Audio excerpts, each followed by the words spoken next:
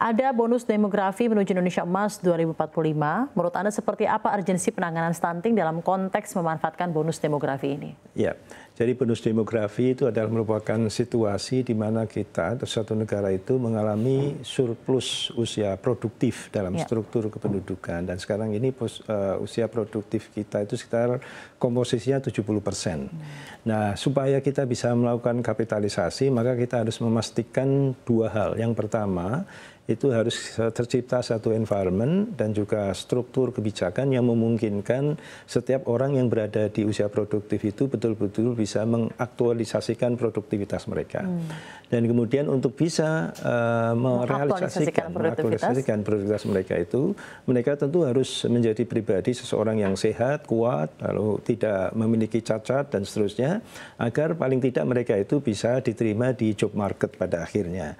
Nah, sehingga stunting ini adalah merupakan persoalan karena orang yang kalau terlahir stunting itu tentu tidak bisa menjadi manusia yang normal seutuhnya, baik itu di dalam konteks kesehatan fisik secara umum, kemudian juga psikomotorik mereka, kemampuan kognitif mereka itu tentu di bawah manusia yang normal, sehingga seumur hidup ada potensi, walaupun tidak mutlak ya, karena mungkin bisa dilakukan kurasi di dalam proses kehidupan mereka itu, tapi ada potensi mereka yang lahir stunting itu tentu akan menjadi beban bagi keseluruhan kependudukan, keseluruhan populasi yang lain, sehingga mereka misalnya kalau tidak bisa produktif seperti manusia lain, mereka tentu harus diberikan santunan, diberikan bantuan dan seterusnya. Sehingga jadi kualitas sumber daya manusia, sumber daya manusia harus terjaga, sehingga dalam konteks itu kita akan berusaha sekuat tenaga mencegah agar tidak ada lagi bayi yang lahir stunting di Indonesia. Baik. Kira-kira. Saat ini rasio stunting di 19,8%,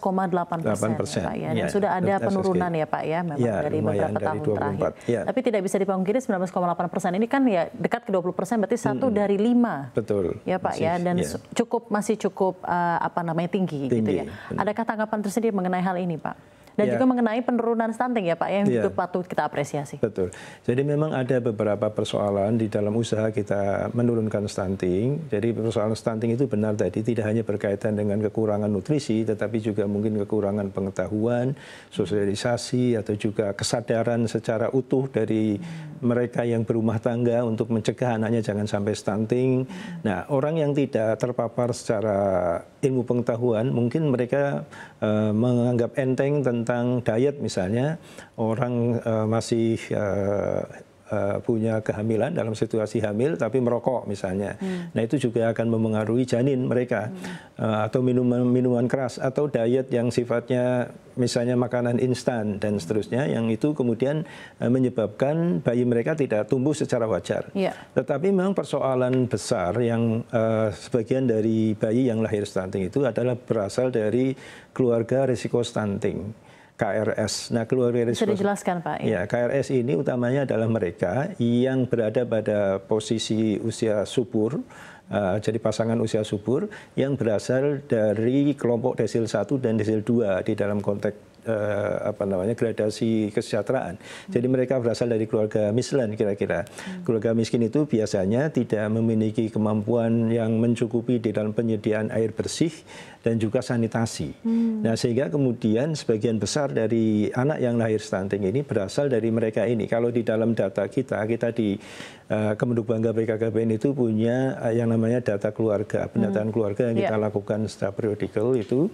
Jumlahnya itu sekitar 8.600.000 keluarga yang berisiko stunting seluruh Indonesia. Di seluruh Indonesia, 8.600.000 keluarga. Ya.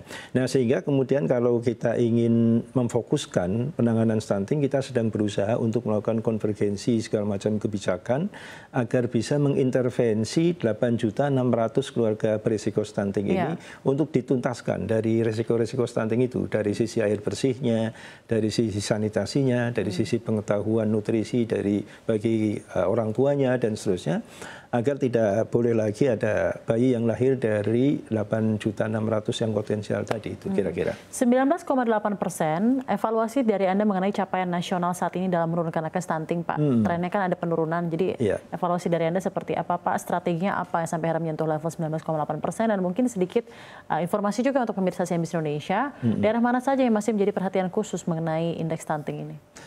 Ya, kita tentu di masa yang akan datang kita sedang berkoordinasi dengan Bappenas dan juga di Kementerian Kesehatan untuk lebih memiliki kebijakan-kebijakan yang bersifat langsung melakukan intervensi terhadap mereka yang kira-kira akan berisiko lahir stunting tadi. Oke, jadi lebih kepada pencegahan ya Pak? Ya, lebih kepada pencegahan, karena kalau nanti sudah terlanjur lahir stunting itu tugasnya dari Kementerian Kesehatan untuk melakukan kurasi terhadap mereka, kira-kira begitu. Pengobatan ya Pak ya? Betul.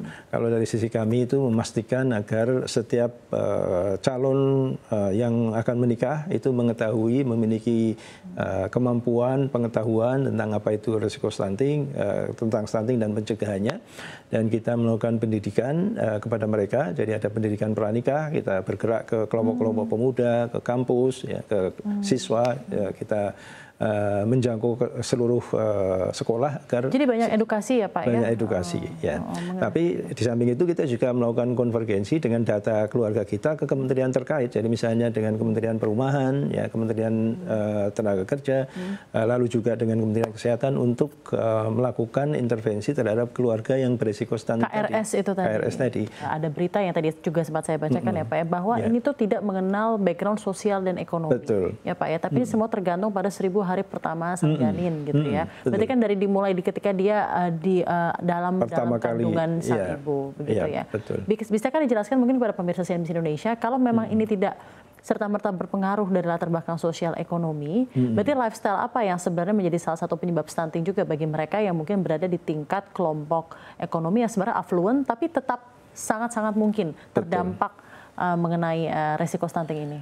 Ini sebenarnya kalau yang di luar KRS berdasarkan tingkat kesejahteraan, ya, stunting terjadi akibat lifestyle utamanya. Ya. Jadi orang merasa misalnya zaman sekarang orang malas gerak misalnya, ya, terus kemudian juga tidak mempertimbangkan kualitas nutrisi yang mencukupi bagi janin untuk tumbuh berkembang secara normal misalnya, ya.